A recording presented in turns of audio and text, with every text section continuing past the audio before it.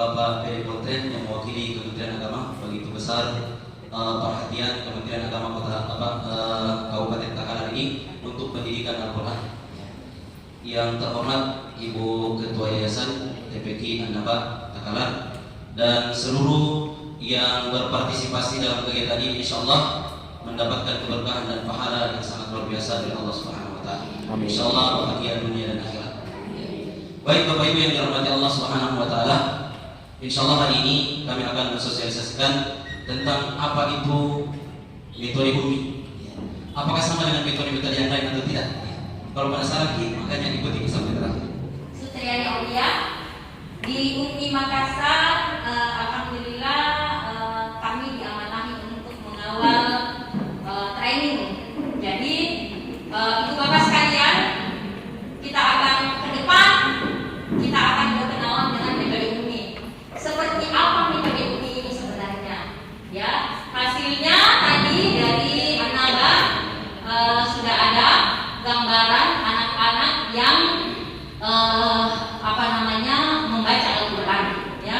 Itu sudah di kelas Al-Quran, ya. Ada jilid 1 perkenalan huruf, kemudian jilid 2 perkenalan harokat, mulai dari kasroh, dhamma, fathatan, kasrotan, dhamma faid. Kemudian jilid 3 ada ma, kemudian jilid 4 ada sukun dan tasydid. Jilid 5 ada yang berdengung, semua yang berdengung. Kemudian jilid 6 yang tidak berdengung dengan lafaz Allah. Kemudian pembelajaran ulumul Quran yang tidak lazim dalam Al-Quran. Kemudian baru ilmu tajwid.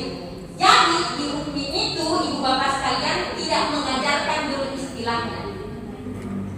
Kita tidak mengajarkan ikfa iyalah, tetapi mengajarkan nun sukun bertemu dengan ya, nun, mim, waw, dibaca dengung yang lama. Mayyakulu,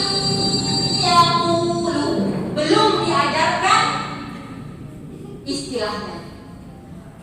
Metode UMI lebih kepada bagaimana membacanya. Terus nanti anak-anak tidak mengerti dong. Oh, ada waktunya tersendiri. Kapan Ustazah? Ketika sudah taktil. Kalau sudah taktil baru belajar ilmu tajwid.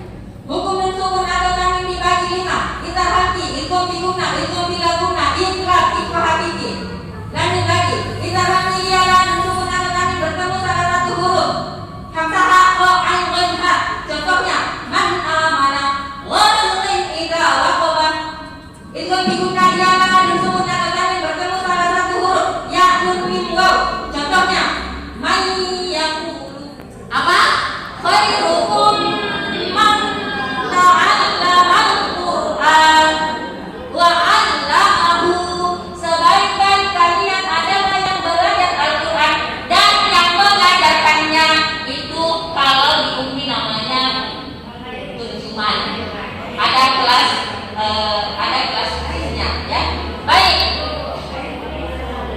Siapa yang paling baik di antara kita? Ada sebaik-baik manusia itu secara keseluruhan, ya. Khairun nas anfa'uhum linnas. Secara keseluruhan, secara manusia yang paling baik adalah yang paling banyak manfaatnya. Nah, secara yang merancang ini metode ibu bapak sekalian 17 tahun yang lalu itu abi-abi semua. Kok namanya UMI? Tidak adil. Ya, nanti kita lihat kenapa dinamakan UMI. Iya, ada yang bertanya-tanya kenapa bukan metode abi? Bagaimana strategi pendekatan kita kepada murid dan kenapa UMI bisa bertahan sampai 15 tahun? Padahal luar biasa susahnya caranya seperti itu supaya kami tahu tongkat estafetnya ini Al-Quran jatuh kepada SDIT. Banyak di sini, di kabupaten lain banyak SDIT, pondok pesantren, rumah Quran, apalagi madrasah, apalagi dan lembaga-lembaga sekarang belajar Al-Quran yang baik membutuhkan sistem jaminan mutu.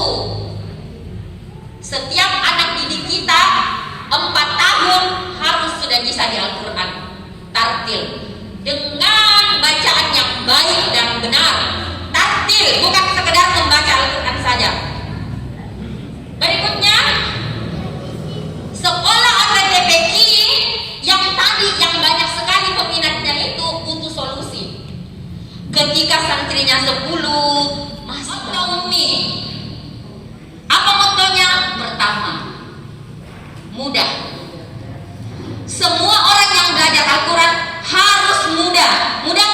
belajar Al-Quran?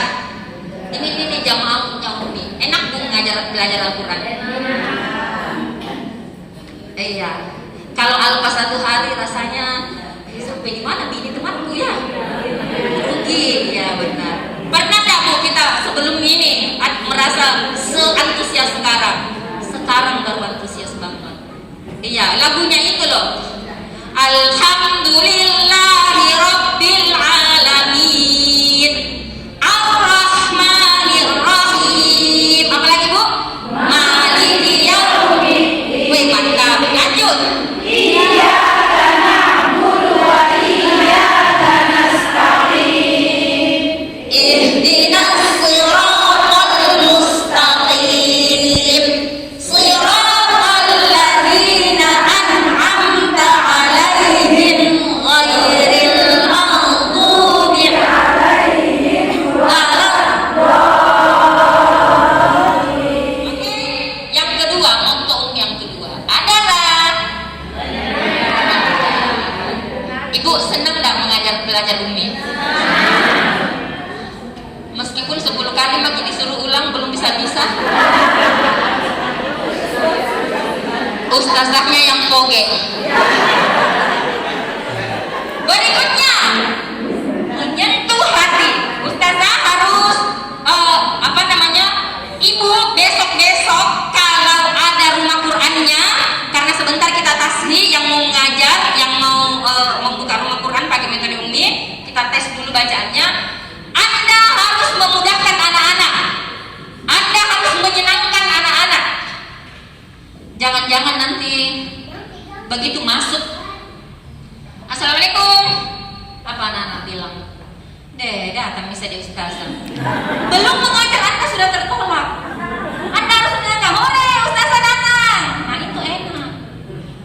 Menyentuh hati. Ibu-ibu saya kasih tahu, para ustazah biasanya ada santri troublemaker, dia yang bikin masalah di dalam kelas. Dia tompi yang lobet. Disempurnakan dengan biasanya mamanya cerewet. Nampil semua, ya. Ustazah tetap harus menyentuh hati ke seluruh anak, ya. Jangan itu tompi tadi anak-anak yang lobet, yang